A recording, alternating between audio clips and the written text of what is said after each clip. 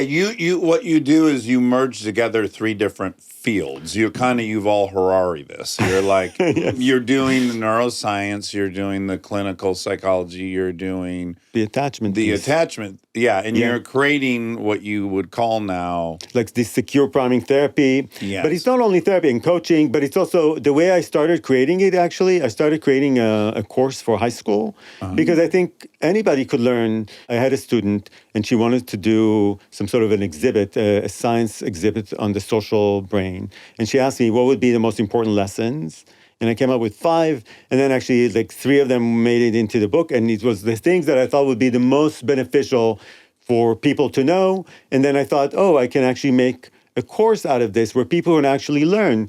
If you really believe that you should only count on yourself, that's not a bad thought necessarily, or it's not a pathology, but it's really more to explain about how the brain responds to exclusion. Our brain hates exclusion, and I call it the cyberball effect. And then I developed an antidote to it.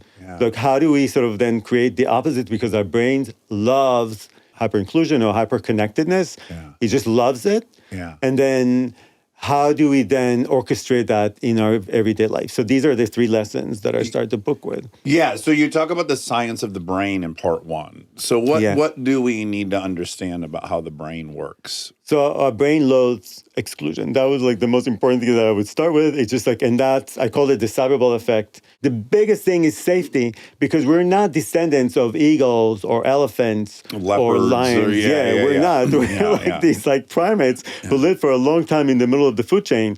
And it was only when I was on a safari in Africa. You realize how fucking vulnerable we are. Because they took us, most of the time we're in those like vehicles, and you feel like it's okay, even though one time an elephant started charging at us, it was pretty scary. But we backed it. But at one time, they took us on, we walked outside and in the wild. But they had a guy with a rifle behind us and a guy with a rifle in front of us, and we had to keep a single file, and at no point could we have actually opened the gap. And if we did, they would tell us immediately, close the gap.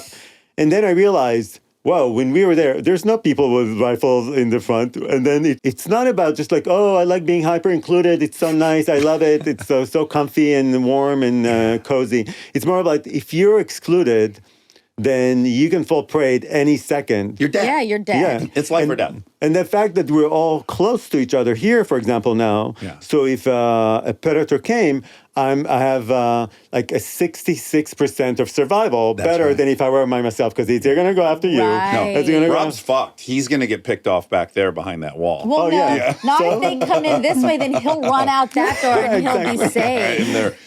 And that doesn't take into account the fact that we can warn each other, we can try to fight them off together. We have a 360-degree view right now between our combined so we can alert each other. We can use all of our senses to help each other, all of which happens. And you see it in so many different social animals. Even you see it in social birds. Like they peck all the time. And every once in a while they swoop up to look for prey. They look for food and then to look to see if someone is like, are they going to be prey? But then if they have more birds around, they will swoop up, they will look up a lot less. So your brain, the brain computes it into the mix. And our brains also compute it into the mix. You're not in New York, but like walking into an empty subway car in the middle of the night, I don't know if I will do that. I would go to the subway car where there's more people. Or like an empty alley. We instinctively feel it. We feel it's a safety thing. Yeah, you intuitively do that math. The birds know like, there's 3 of us. I should be looking up a third of the time, even though they don't know that. Yeah, exactly. And there's 100, so it's like, I only got to look up 1% of the time. Because it was hugely advantageous to do that. And then those who didn't get that social monitoring sort of upgrade, like what they couldn't really compete. There was such a huge advantage. They got picked off. To have, it was because they were constantly looking up and they were all eating while they were looking up. And then we get into so much fun stuff. It's like the birth of lying comes from this. It's like there are calls for chimpanzees to say leopard and this and that. And they would make a fake call so they could go fuck the high status female while the alpha was looking over here. It becomes very intricate. In humans and also in other social, and also even in some birds, we have an upgrade to that system because we compare ourselves to others. We also always compare, and there's a whole chapter involved to why we compare and why we can't help it. But part of our ability to compare it's really about assessing the other, what they're able to, are they stronger than me, or they're not stronger than me, but we have this upgrade that we can determine, are they going to work well with me or not? Right. And that ability to compare, to evaluate is very, very, it's key for us as humans. This is theory of mind stuff, yeah? Yeah. Yeah, I can think about how you're thinking. Yeah. I can assess your thoughts. Yeah. And are you going to be there for me? Are you going to sort of, like what you described that happened? Yeah, I can get her a cup of water because she probably has my back and she'll also get me a cup of water later. It'll be reciprocal. So we have that ability to assess. Yeah. And that's a key part in becoming more secure because, again, sometimes and I even have a questionnaire. There's assess how good is your collaboration, and then also rate how close you are to different people, and then see, are those really good collaborations also the people that are closest to you?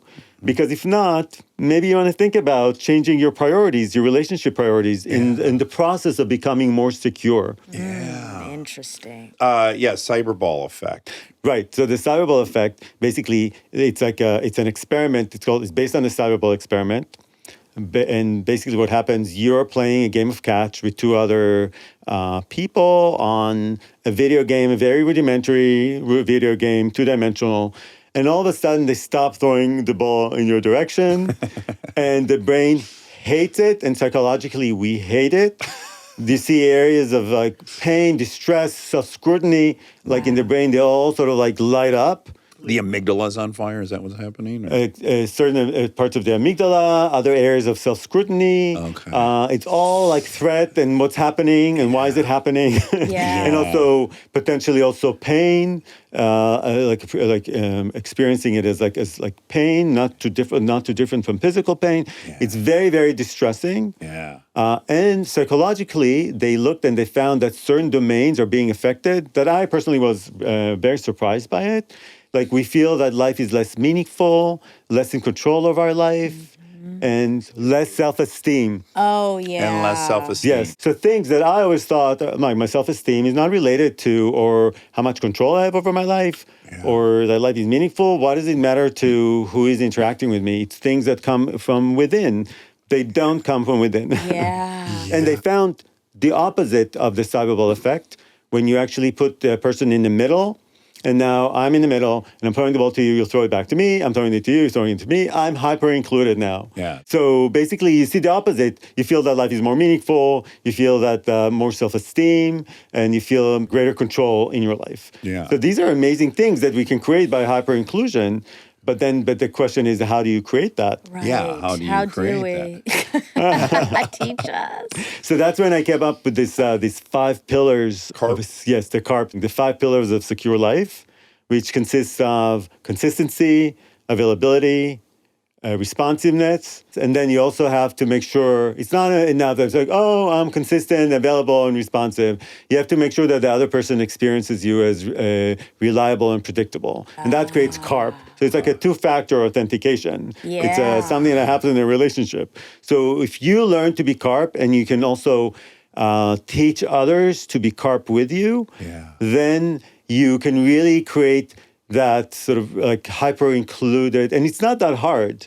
It's actually pretty easy. That's what I'm trying to explain to people. Attachment is not a very sophisticated system. It's a monitoring system. Yeah. If you give it what it needs, remember I told you, you are supposed to disappear into the background. You just have to learn how to strategically give that. So you don't wait until a child is super hungry to feed them or super tired to put them to sleep. You kind of try to anticipate what they need and sort of give it to them, and then you can sort of coast. Yeah. It is funny because you can think it, I'm sure all the listeners can think about people in their lives who they don't have to think about the fact that they're there, that they're not worried about that relationship. It's just there. It's constantly you and Aaron. There's people like that. And then you have people that you're do I need to check in on them? Or maybe that's just me because I'm anxious. But people who are more on the fence of, are they there? Are you there still? Are you still in my, Yeah, they're not carp. So what happens is they push your button. It's just like not the buttons. They activate the radar. But I like how you said we always have these people that we know that they're there. But what I find is that oftentimes people tend to ignore those people because there's no drama. Yes. And so they are like, we tend to shift more to where, because there's the alarm goes off. So let's see where it goes off. And we don't really. You're like inversely rewarded for being carp sometimes in some relationships. And then what happened in the course of writing this book and the course of this work, I really learned to fall in love with the securers of this world because they're just so good at relationships. Yeah. And so what I really try to teach my patients and my students and when I supervise is to really shift the focus and find those people, because we really ignore them, like really shift, instead of like, why is this person not texting me?